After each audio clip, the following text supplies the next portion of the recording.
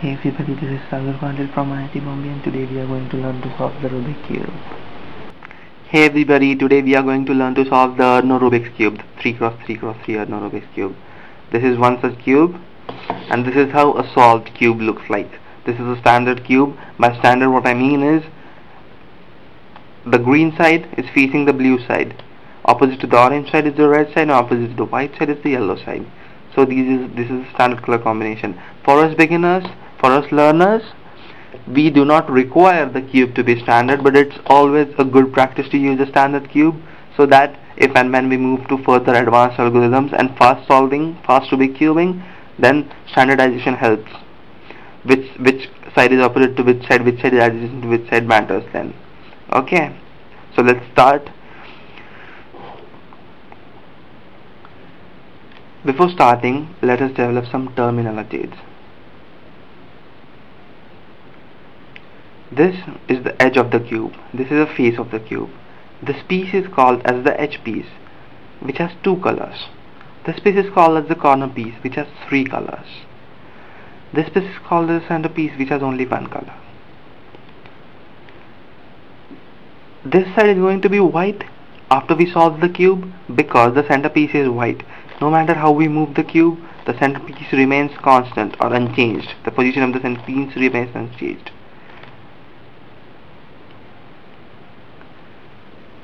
This is the up face, this is the down face, this is the front face, left, right, according to how I am holding the cube. We do not use the back face in our algorithms, but there might be some algorithms where the back face is also used. Now, what do I mean by algorithms? Algorithms are basically sets of moves of the Rubik cube. And what is a move of the Rubik cube? This is the right face, this is the left face. We have seen this. This is up, down and front. So, what are moves of the Rubik cube? If I turn this face clockwise, then this is called as a right or right proper move. Clockwise is denoted by right or right proper. Let's just call it right for simplicity. And anti-clockwise is right reverse or right inverted. R subscript R or R subscript I, or sometimes it is also called as right anti, R subscript A.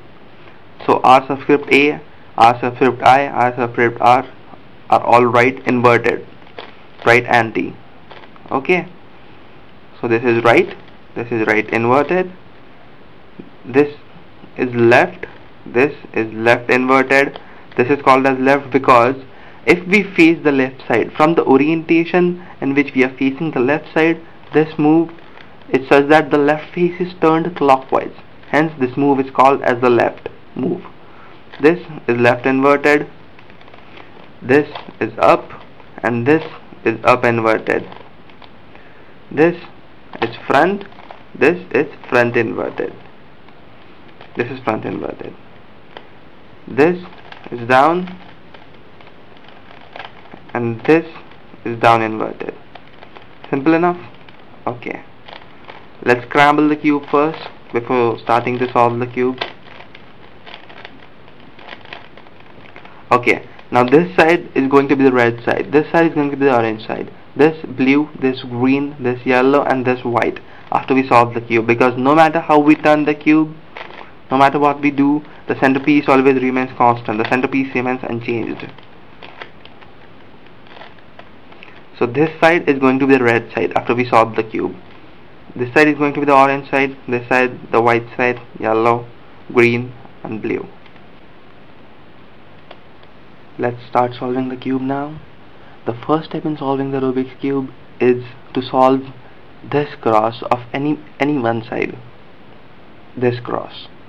Since this side is going to be green, if we solve this side first, this cross shall be green. But then, while solving the cross, we also have to worry about this alignment. This is an edge piece. Here green and here white should come. So the green-white edge piece is a perfect fit at this position. So we not only solve this cross, but we also worry about this alignment.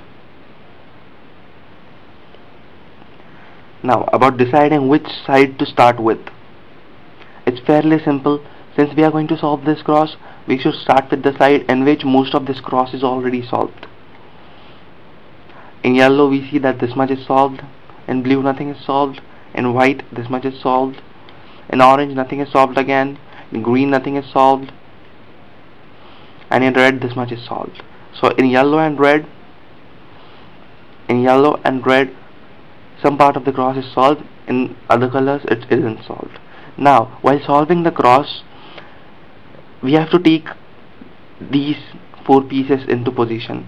For taking them into position, first those pieces should be exactly beneath their respective positions. If the red piece is here, we just flip it on over and it will come here.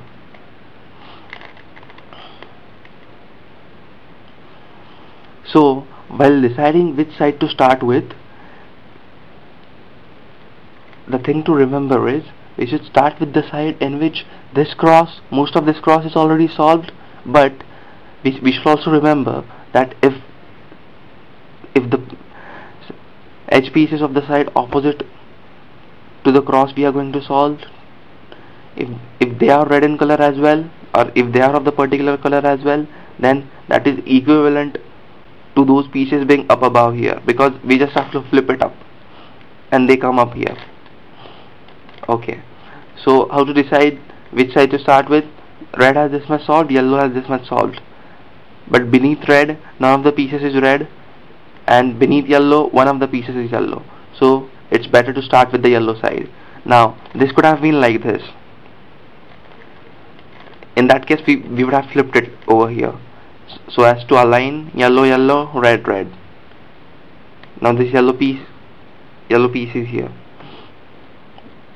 This is a yellow blue edge piece, so basically we rotate the bottom till we match it with the blue side and then flip it over.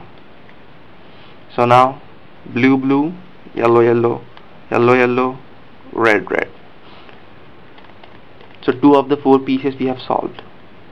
Now this yellow piece is over here and we have to bring it in this layer. Basically bring it in this layer, we have to first take it to the bottom layer. How to take it to the bottom layer? It's simple, just do this and it goes in the bottom layer. Now when it is in the bottom layer, we have to turn the bottom layer so that this matching happens, orange orange, yellow, and then flip it over. Now we have done this properly. Now let's search for the last yellow piece. This is the last yellow piece. To take in the bottom layer we have to do this, but after we do this, you can see here that this piece is getting disturbed. This piece that is already solved, yellow yellow, red red, this already solved piece is getting disturbed. What we must realize is it's okay if it gets disturbed, because it's very simple to get it back in the right place again. We just turn this, and now this yellow piece is in the bottom layer.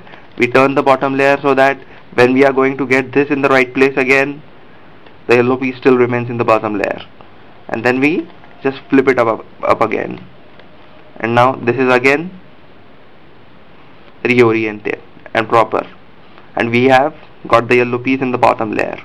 Now we have already aligned this with the green. If it wasn't aligned, if it was somewhere here, we just align with the green side and then flip it over. So that's the solution of the cross.